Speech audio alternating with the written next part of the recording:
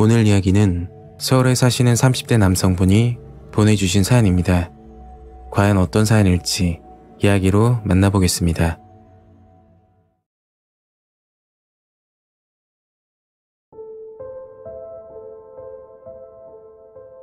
제 사연은 친구가 직접 겪은 실화이고 처음에는 재미로 시작했지만 한순간의 잘못된 판단으로 위험해질 뻔한 일이었죠.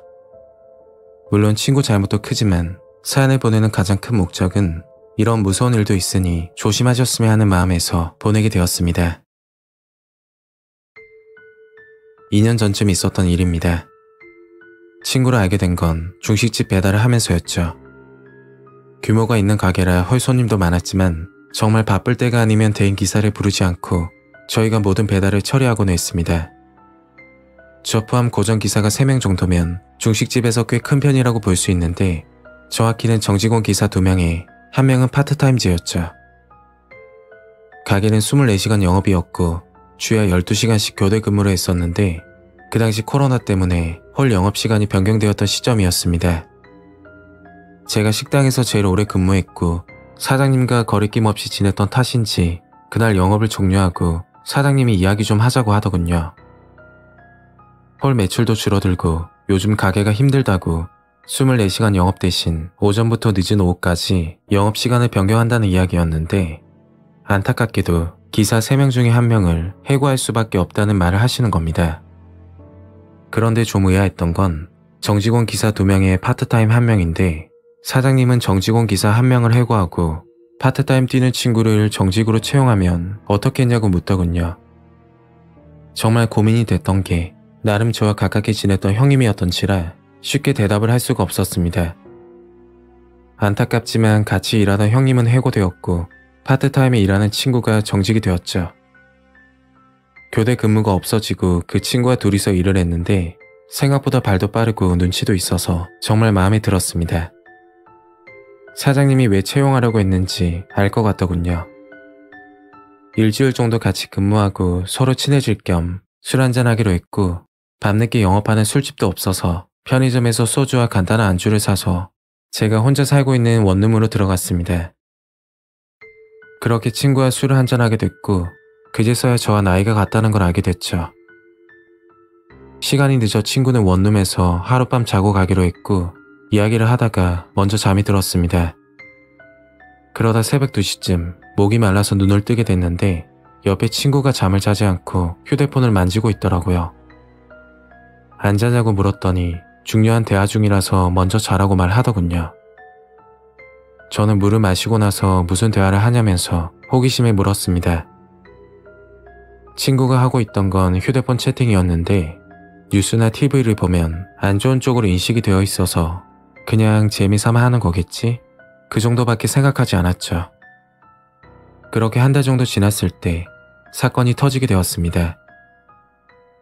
가끔 친구는 일이 끝나고 저와 한잔할 때는 원룸에서 자고 가곤 했었는데 그날은 약속이 있다고 가봐야 된다고 하더군요. 친구를 보내고 저는 잠이 들었고 미친 듯이 울리는 초인종 소리에 잠에서 깨게 되었습니다. 현관 앞에는 친구가 서 있었는데 몸을 떨면서 안절부절 못하는 모습이었죠. 농담으로 귀신이라도 봤냐면서 약속 있다고 하고서 왜 다시 하냐고 물어봤습니다. 친구는 말없이 멍하니 있다가 천천히 말을 하는데 그 이야기를 듣고 나서 믿기 힘들 정도로 충격이었죠. 평소 휴대폰으로 채팅을 즐겨 하던 친구는 어떤 여자와 가까워졌다고 하더군요. 상대방 닉네임은 꽃님이라고 했고 나이는 20대라고 했습니다. 친구가 했던 채팅 앱 기능 중에 본인이 있는 위치 5km 안에서 랜덤으로 상대와 채팅을 하는 기능이 있었는데 대부분 만남을 목적으로 들어오는 사람들이 많다고 했죠. 채팅을 하던 여자는 친구에게 제안을 했는데 그건 상황극을 하자는 말이었습니다. 상황극이라는 게 평범하게 만나서 즐기는 건 재미가 없으니 납치를 당한 척을 하거나 아니면 강제로 관계를 한 척 연기를 하자는 말이었죠. 처음에 친구도 장난이겠지 하고서 채팅만 하려고 했었는데 그 여자가 계속해서 만나자고 했다고 합니다. 채팅으로 사는 곳 위치까지 알려줬다던데 제가 사는 원룸촌 근방이었고 그 여자는 공동 현관 비밀번호까지 알려줬다고 했죠. 친구는 여자를 만나려고 여자가 사는 원룸 앞까지 찾아갔고 채팅으로 도착했다고 연락을 하니까 원룸 문 앞에서 노크를 10번 하면 문을 열어주겠다고 약속을 했다고 합니다. 공동 현관문을 지나쳐 원룸 현관 앞에서 노크를 했는데 한참을 기다려도 반응이 없었다고 했죠. 친구는 속았구나 생각하고 집으로 가려고 하니까 그때 문이 살짝 열렸다고 합니다. 천천히 문을 열고 들어가니 침대에 여자가 누워 있었고 여자와 약속한 대로 상황극을 하기 위해 침대로 다가가 여자를 제압했다고 했죠. 그런데 뭔가 이상한 느낌이 들었다고 합니다. 침대에 누워있는 여자는 의식이 없는 건지 몸이 축 처진 상태였고 그걸 알고 나서 온몸에 소름이 돋았다고 했죠. 순간 머릿속에 이거 큰일 났다 라는 생각이 들었고 그 집에서 나가려고 하는데 침대 밑에서 미세한 불빛이 보였다고 합니다. 너무 놀라서 침대 밑을 보니까 어떤 남자가 몸을 숨기고 있었는데 친구와 눈이 마주쳤다고 했죠. 그걸 보고 나서 뒤도 안 보고 저희 집으로 뛰어왔다고 합니다. 이대로 넘어가면 친구에게 분명 문제가 될 것 같아서 경찰에 신고하게 됐고 친구는 조사를 받게 되었죠. 나중에 알게 된 사실인데 사건의 내막은 충격이었습니다.